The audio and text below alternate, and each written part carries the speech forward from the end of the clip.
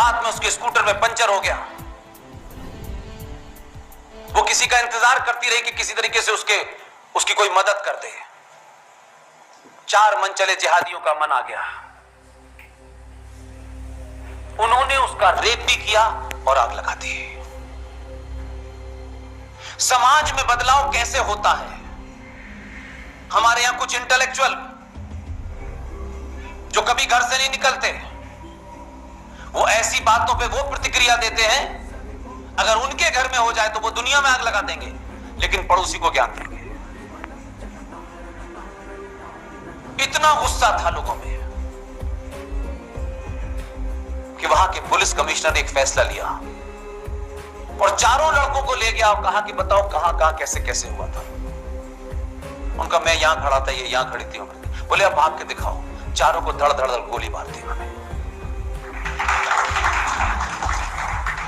पूरे देश ने कहा यही होना चाहिए। पुलिस से तो आप कह रहे ये होना चाहिए, लेकिन जो आपके बीच में बैठा है उसके मुंह पे चांटा क्यों नहीं मारते आप? उसको गाली क्यों नहीं देते आप? चिल्ला के उसको बारे में शोर क्यों नहीं मचाते? इसलिए भारत ना चाइना से हार सकता, ना पाकिस्तान 100 पैदा हो जाए उससे हार सकता है। भारत हर दिन टूट रहा है और हार रहा है अंदर के गद्दारों से। इसलिए आंतरिक चुनौतियां ज्यादा खतरनाक हैं। हम सब भाई भाई हैं, हिंदू मुस्लिम सिख ईसाई आपस में हैं भाई भाई। कब थे? एक आध कोई दौर बताए मुझे, कब थे? हम इसकी कीमत दे रहे हैं। 21 लाख लोग मरे, तब भी गांधी जी कहते हैं कि अहिंसा से हमें आजादी मिली, क्योंकि हमें झूठ सुनने की आदत हो गई है। ऐसे नहीं थे कि उस जमाने वीर योद्धा नहीं थे। उस जमाने भी ऐसे योद्धाओं को किस तरीके से कॉर्नर करके विलियन बनाया गया। सावरकर विलियन है, सुभाष विलियन है। बस नहीं चला, आपके आदमी पटेल को भी बनाने का बड़ा जुगाड़ था। पूरी कोशिश की गई, इतिहास ने तो यही कोशिश की है। लिहाजा अपने बीच में बहादुर पैदा करिए और बहादुरों के साथ खड़े हो जाइए।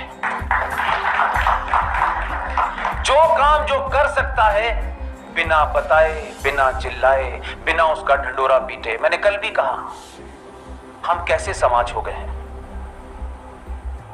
हमें पंखा डोनेशन करते हैं, इस पे नाम लिखा राबड़ी देवी।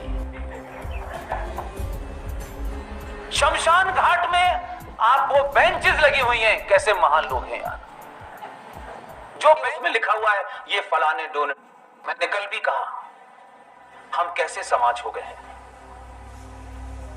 हमें पंखा डोनेशन करते हैं, इस पे नाम लिखा राबड़ी देवी। शमशान घाट में आप वो बेंचेस लगी हुई हैं, कैसे महान लोग हैं यार। जो बेंच शमशान घाट में लगी है उसमें लिखा हुआ है ये फलाने डोनेट की है, उस पे भी वो नाम लिखाना चाहते हैं। शमशान घाट की बेंच पे भी यहां नाम लिखा लो या वहां नाम लिखा लो, तय करना है कहां नाम लिखाना है आपको।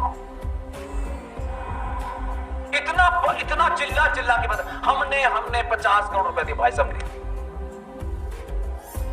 चुपचाप जाइए, उसको पता तक न चले कि किसने दिया, तब राष्ट्र बचेगा। आपके शहर में बहुत लोग हैं, आपके प्रोग्राम में आने की देरी का कारण है कि आपके शहर में एक लड़की रहती है, विदेश गई, पढ़ी लिखी, पिता संपन्न है, गुजराती है, यही बड़ौदा में रहते हैं।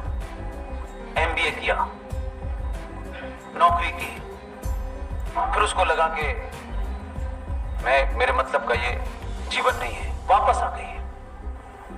पूरे गुजरात में हथेली पे अपनी जान लेके घूमती है। गाय को बचाने वाली मैं नेहा पटेल की बात कर रहा हूं।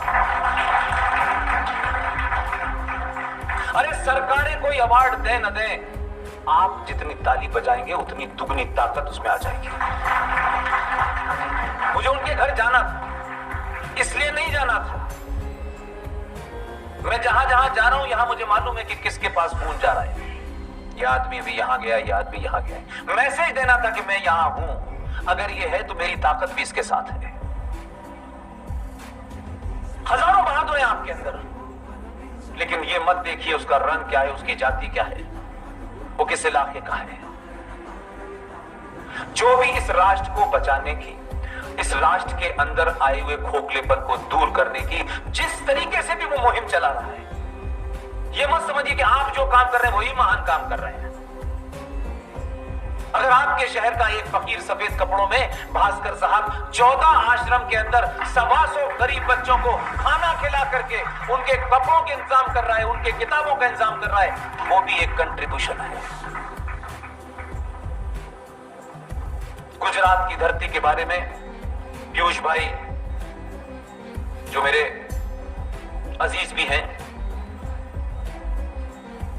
और मुझे अपने होटल में जगह दे देते हैं, क्या आप यहां रुक जाइए। मैं मानता हूं कि अगर भास्कर जी बड़ौदा में हैं, पीछे बैठे, अगर बड़ौदा में एक भास्कर है और उस फकीर ने यह तय कर लिया है कि जो अपने माताओं से, पिताओं से किन्हीं कारणों से बिछुड़ गए हैं, पीछे रह गए हैं दौड़ में, और उसका इंतजाम कोई एक आदमी कर रहा है, तो हमें उस आदमी से नहीं पूछना चाहिए कि हम अपनी शादियों के अंदर टेंट वाले को 50 लाख, खाने वाले को 1 करोड़, 5,000 रुपए की प्लेट, 20,000 रुपए की प्लेट, खाना तो उतना ही खाओगे ना मेरे भाई जितना पेट है। हम उसको करोड़ों रुपया लुटाने में अपनी शान समझते हैं, लेकिन हमारे बीच में ही कुछ गरीब, कुछ कारणों से, कुछ भगवान की उनके साथ नाइंसाफी हो गई हो, कुछ अपंग हैं, कुछ देख नहीं सकते हैं, ऐसे तमाम लोगों को ताकत देने के लिए क्या हम उनको मदद नहीं कर सकते?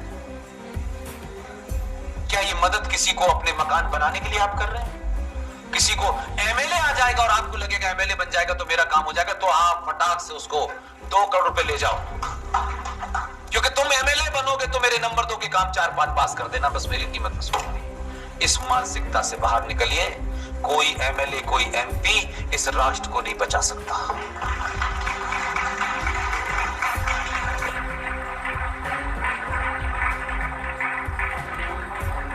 जब भी समय आया है, पूरा इतिहास उठा के देख लीजिएगा,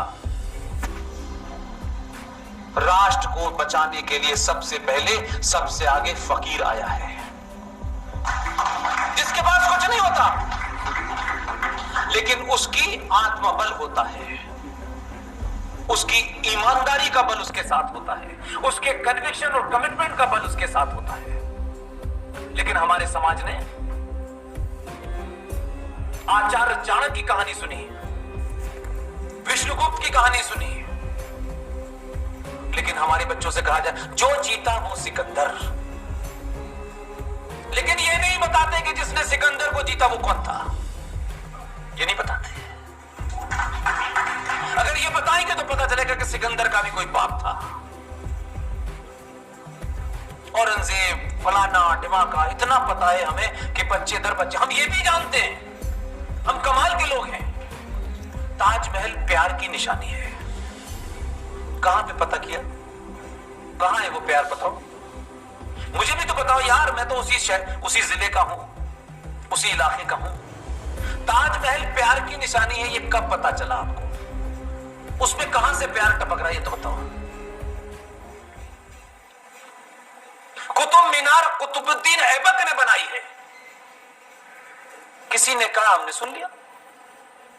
अब तो डर ये लगता है कोई कहे कि ये तुम्हारे बाप, अच्छा तुमने बताया, हमें तो पता ही नहीं था। हम उस स्तर पे आ गए हैं